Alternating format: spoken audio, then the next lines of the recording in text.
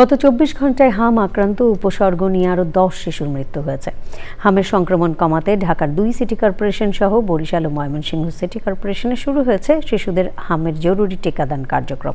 রোববার দ্বিতীয় পর্যায়ে হামের জরুরি টিকার কার্যক্রম উদ্বোধন করে স্বাস্থ্যমন্ত্রী সরদার মোহাম্মদ সাখাওয়াত হোসেন জানিয়েছেন, জনবহুল ঢাকার ২ সিটিতে লক্ষ্যমাত্রা অনুযায়ী টিকা দেয়া গেলে হামের সংক্রমণ কমে আসবে। জান্নাতুল বাকিয়া কেকার রিপোর্ট। চলতি বছরের মধ্য মার্চ থেকে শিশুদের হামের সংক্রমণ দেখা দেয়, যা পর্যায়ক্রমে দেশের বিভিন্ন অঞ্চলে ছড়িয়ে পড়ে। সরকারি হিসেবে হামের সন্দেহজনক উপসর্গ নিয়ে ১২ এপ্রিল পর্যন্ত ১৫১ জন শিশুর মৃত্যু হয়েছে। এর মধ্যে গত ২৪ ঘন্টায় মৃত্যু হয়েছে ৬টি শিশুর। হাসপাতালে চিকিৎসাধীন প্রায় ৯,৫০০।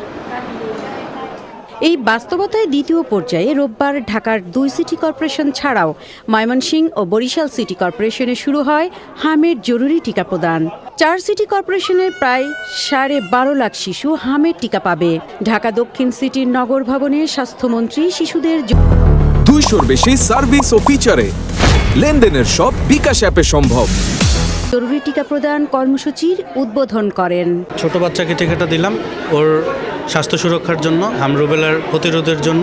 হামরুবেলা ভাইরাস থেকে যাতে আমার সন্তান সুরক্ষিত থাকে, এই আশা থেকেই আমরা টিকাটা দিচ্ছি। এর আগে স্বাস্থ্যমন্ত্রী বলেন, হামের সংক্রমণ বেড়ে যাওয়ায় পর্যায়ক্রমে দেশব্যাপী টিকাদান কার্যক্রম বাড়িয়েছে সরকার। Most importantly Dhaka city corporation north and south যদি আমরা সাকসেসফুলি কভার করতে পারি গ্রুপটাকে, that is from 6 months to 59 months, 1 month below 5 years, এই গ্রুপটাকে যদি আমরা টিকাদান কর্মসূচির আওতায় আনতে পারি, তাহলে আশা করি আমরা মিজেলসের আত্মঘাতী হামলা থেকে বা রোগ থেকে আমরা নিজেদেরকে সেভ করতে পারব।